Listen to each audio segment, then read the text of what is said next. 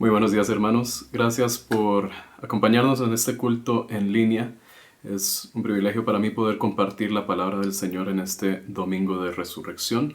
Y gracias a los hermanos que ya leyeron esta porción de la palabra. Como se dieron cuenta, vamos a estar estudiando en Primera de Corintios. Entonces, incluso en sus casas, si quieren buscarlo en sus propias Biblias, pueden mirar Primera de Corintios. Y quiero empezar reflexionando sobre una pregunta.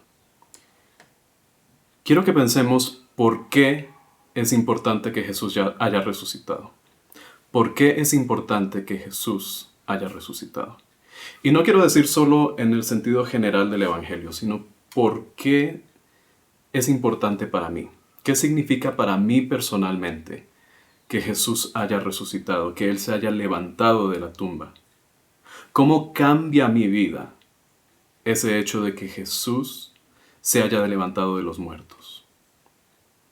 Porque esa es la misma pregunta que el apóstol Pablo nos está haciendo pensar en este pasaje de Corintios.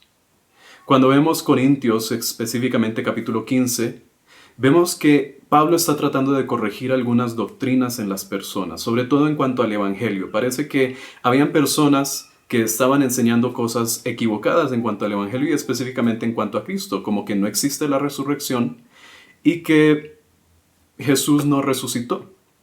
No existe la resurrección. Jesús no resucitó. Y eso significa que cambia completamente el evangelio que estamos pensando. Pero Pablo entiende en ese momento lo importante que es defender el evangelio que él había predicado, con Jesucristo muerto y resucitado en el centro de todo esto. Para Pablo es importante la resurrección, es central para el evangelio. La resurrección es lo que le da sentido a nuestro cristianismo.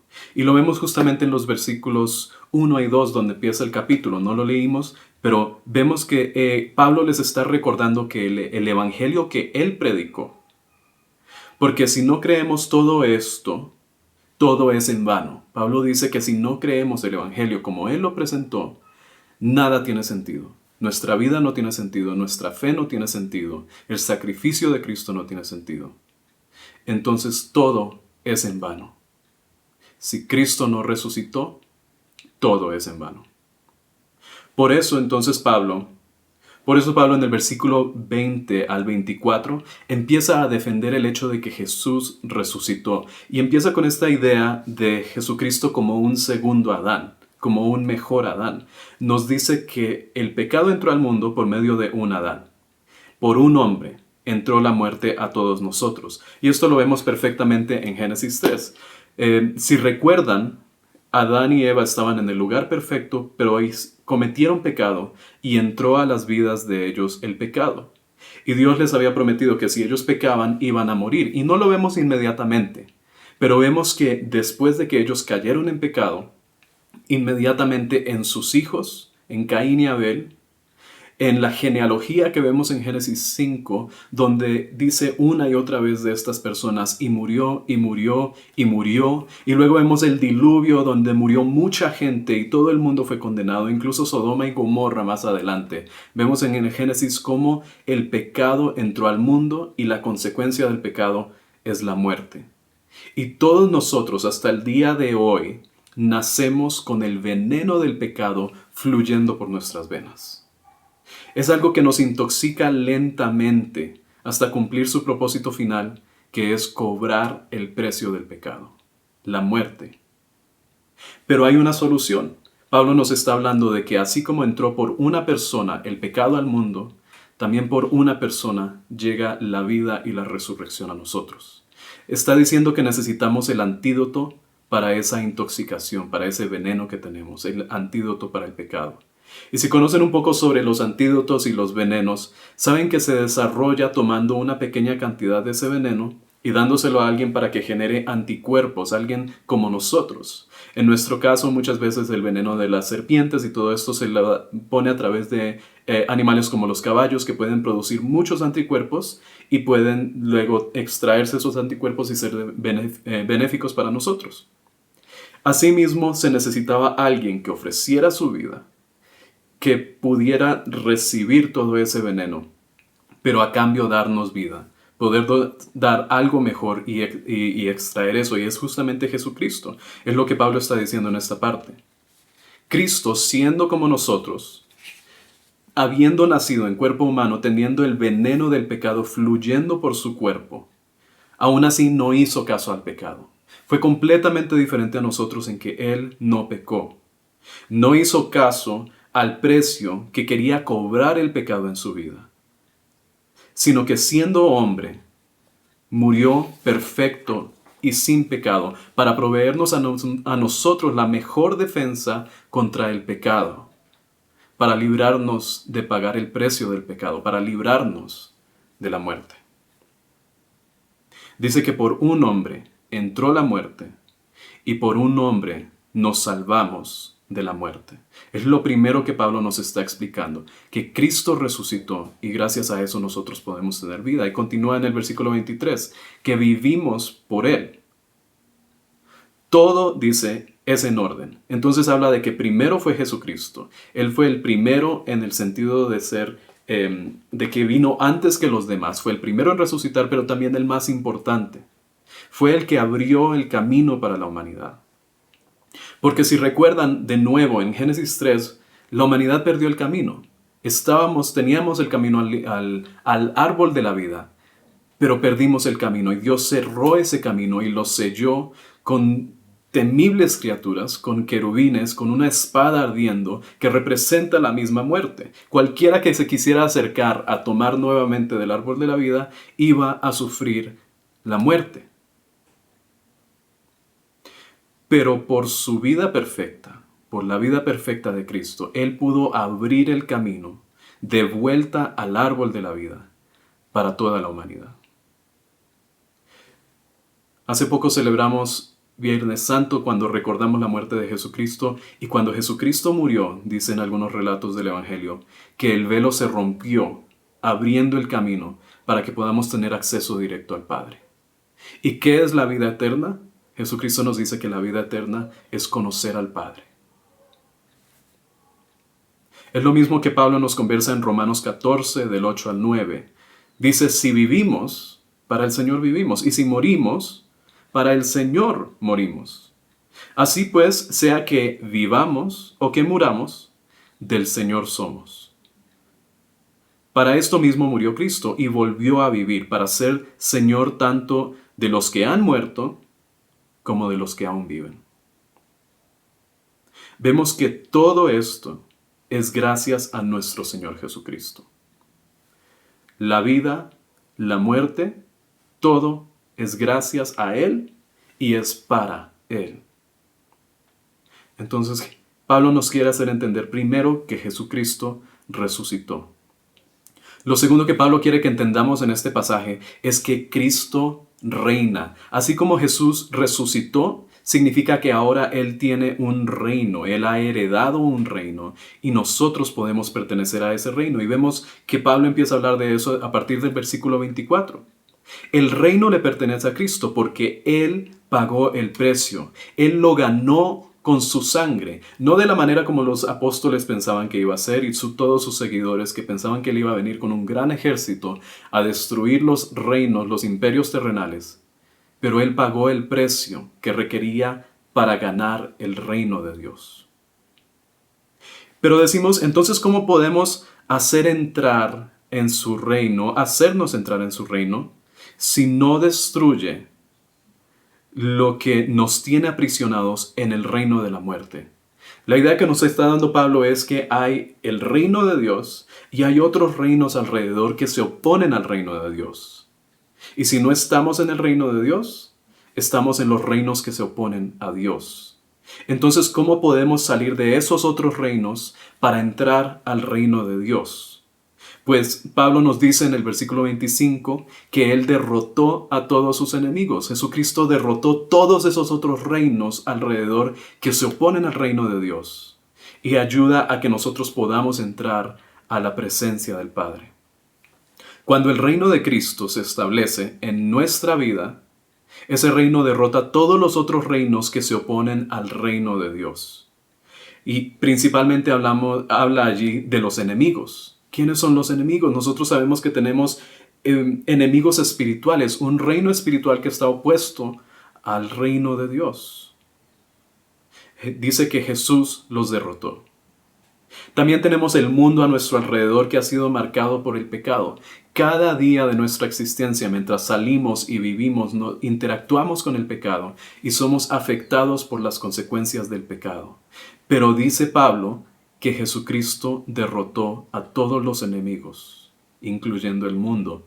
Y tenemos otro enemigo que es nuestra carne. Nuestra propia carne humana nos está llevando hacia el pecado y causa que nosotros caigamos en el pecado y suframos las consecuencias del pecado. Pero ¿qué dice Pablo? Que Jesucristo derrotó todas las cosas que se oponen al reino perfecto de Dios. Dice también que entre esos enemigos, en el versículo 26, llega al enemigo que es la muerte. Destruyó también la muerte. Dice que el último enemigo que Él derrota en nuestra vida es la muerte. Pero noten que Jesús no dice que nos ahorra la muerte. No está diciendo que porque Él derrotó la muerte, ahora nosotros no morimos. Nosotros tenemos de alguna manera que pagar en esta carne el precio por nuestros pecados, el precio de la muerte. Pero nos quita el precio eterno de la muerte. ¿Cómo podemos entonces decir que Jesús derrotó la muerte si nosotros seguimos muriendo? Pues es simple. Pablo dice que es porque Jesús resucitó. Jesús se sometió a la muerte, así como todos nosotros debemos también morir en algún momento. Pero dice que como Él murió, luego conquistó, todo debe sujetarse bajo sus pies. Pero después de que nosotros fallecemos, Él nos hace resucitar a vida. Él nos trae de nuevo a una vida en Dios. ¿Y por qué hace todo esto? Porque al final Él decide sujetar el reino que Él ganó con su propia vida y entregarlo a su propio Padre. Y es lo tercero que Pablo nos está enseñando en este pasaje. Cristo resucitó, Cristo reina, pero Cristo dio todo al Padre. ¿Por qué Cristo no toma la gloria de la resurrección, sino que la da al Padre? En Hechos 2:24 dice que Dios, nuestro Padre, levantó a Cristo de los muertos. No fue por sus propias fuerzas. Él, siendo Dios, podía levantarse a sí mismo, pero aún así decidió depender de su Padre y del Espíritu para ser levantado de entre los muertos. Porque Cristo vino y cumplió perfectamente su vida como un ser humano. Murió como humano y no se resucitó a sí mismo, sino que se sujetó al Padre para que Él lo resucitara por medio del Espíritu de vida. Porque toda la vida del Hijo es para dar la gloria del Padre. Y asimismo nuestra vida entera, cuando llegamos a los pies de Cristo, debe ser para dar gloria al Padre. Por eso es que dice que sujetó al Padre entregar todo el reino a su Padre. El deseo del Hijo al ganar el reino de Dios y traernos a nosotros al reino de Dios es que nosotros podamos ser parte de ese reino y que el Padre, Dios, sea quien gobierne sobre nuestras vidas. Porque piensen, si no resucitó, le estamos quitando la gloria al Padre y estamos disminuyendo el poder del Evangelio. Es lo que Pablo está atacando en este momento a los corintios. Está confrontando a los que dicen que no existe la resurrección, porque si Cristo murió, tenemos pagado los pecados y eso es maravilloso. Pero seguimos sin tener una reconciliación con el Padre. No tenemos una manera de llegar al cielo, no tenemos una manera de obtener la vida eterna si Cristo solo murió. Pero si Cristo resucitó, la gloria de la voluntad del Padre se cumple perfectamente. Significa que ahora la familia del Padre puede engrandecerse, porque su primer hijo, el primogénito, resucitó. Y significa que todos los demás, los hijos adoptivos, podemos también resucitar a la vida que nos da el Padre junto a nuestro hermano Jesucristo. Porque recuerden, ese es el propósito de Cristo. Dar la gloria al Padre. Que Dios sea nuestro todo, dice Él. Dios es todo y todo en todos. Por eso es que al final del capítulo Pablo nos recuerda un poema que cita el profeta Oseas. Y es algo muy poderoso. Dice, ¿dónde está, oh muerte, tu aguijón? ¿Dónde, oh sepulcro, tu victoria? Esas palabras resuenan en nuestro corazón porque nosotros estamos en un mundo donde la muerte reina. Estamos en un mundo de pecado porque miramos a nuestro alrededor y vemos los defectos del reino de la muerte y del pecado. Hay odio, hay desigualdad, hay necesidad, hay tristeza, hay sufrimiento, hay enfermedades. Todos sentimos continuamente los efectos del pecado en nuestra vida. Todos somos afectados por el reino de la muerte. Y al final, cuando se termina todo nuestro tiempo aquí en la tierra, parece que la muerte es victoriosa, ¿o no?